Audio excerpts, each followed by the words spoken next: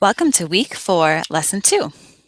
In this lesson, we are going to continue with the theme of social resilience as it pertains to relationships. We are going to look at specific types of relationships, which is a mentoring relationship. You can learn a lot about yourself by looking at the people you admire. This lecture, we will attempt to gain a better understanding of the people you admire and why you admire them. This lesson will review the process of finding a mentor.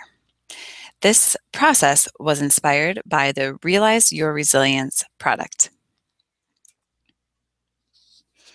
What comes to mind when you think of a mentor?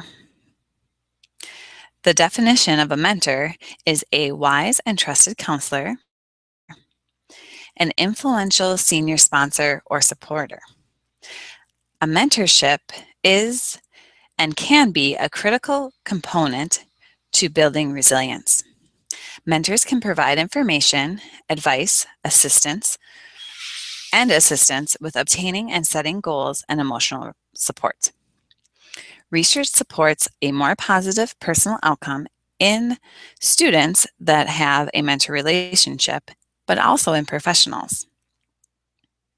With students, those with a mentor relationship had higher GPAs and a more positive personal and academic experience. They were also more likely to stay in school. Mentors are not only for students, they are for anyone that is looking to build resilience. Part of the lesson this week, you will be identifying who you admire. Thinking about the qualities of a person that you would like to have as a mentor is important. A mentor should understand your goals, values, and beliefs and be able to help you develop them. Each mentoring relationship is unique and individualistic. Based on the needs of the mentee, mentors can help in the following ways: career development, professional development, academic achievements, relationship conflicts, ethnic cultural connection, and support. Who do you think can be a mentor? Well, if you're a student, it can be residential life staff. And for professionals, it can be an employer, counselor, group advisor, religious leader, coach, a family friend, a faculty or professor, a teaching assistant or graduate assistant, an academic advisor, other staff, or a community service advisor or other volunteer. Some things to think about when starting the search for a mentor is, what do you hope to get out of the relationship? As yourself, what role would you like the mentor to fill? Do you want a trusted counselor, an advocate, a friend, a sympathetic ear, an advisor, a resource for information, a cultural or ethnic connection, or support? You should also think about, what types of issues do I want to discuss with your mentor? Do you want feedback on your coursework, feedback on your resume, your cover letters, job applications, internship applications, or scholarships? Do you want assistance in getting more involved in organizations and groups? Would you like guidance in specific settings or achieving your goals? Do you want assistance in developing networks in the community or within your work or within your campus? Do you need help balancing family, social, and other obligations? Or would you like some advice on managing your time or handling conflicts? Also, you should think about how you would like to engage your mentor. For example, would you like formal mentoring events? Would you like to meet over coffee, meet for a meal? Do you think you'd want to meet in a professional setting, such as an office or conference room? Or would you like to attend events together, such as lectures or conferences? Or would you like to engage in a non-professional setting, like going for a hike or going to the movie? Or think about if you would like to engage in religious or cultural activities, such as retreats, church services, or cultural fairs. Also think about, what is the time commitment you're looking for? Would you like to meet once a week, multiple times a week, once a month, or a couple times a year?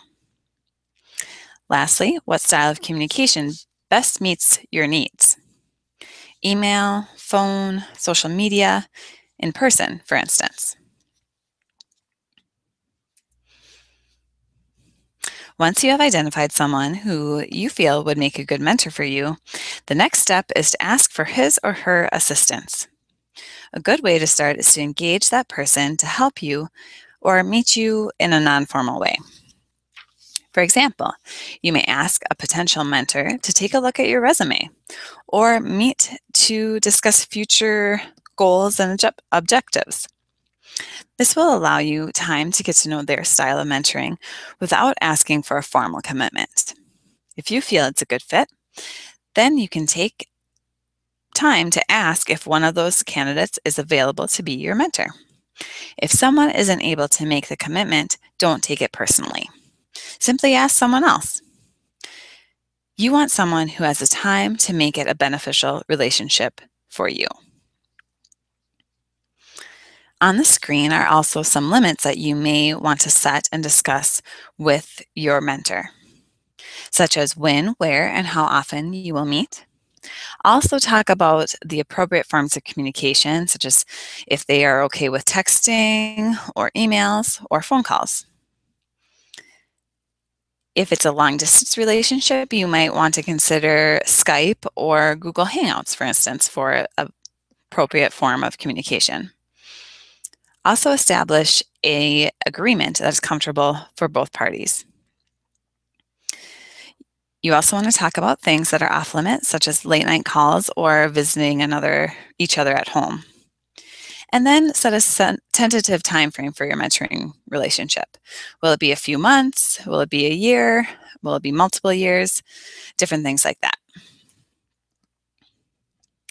Ultimately, the mentor relationship will develop, and if a process is followed, will help you attain your goals and build resilience. By taking the time to think carefully about what you want to achieve and determining the best action steps, it can help you prioritize your goals and live each day in a way that supports your path to success and building resilience.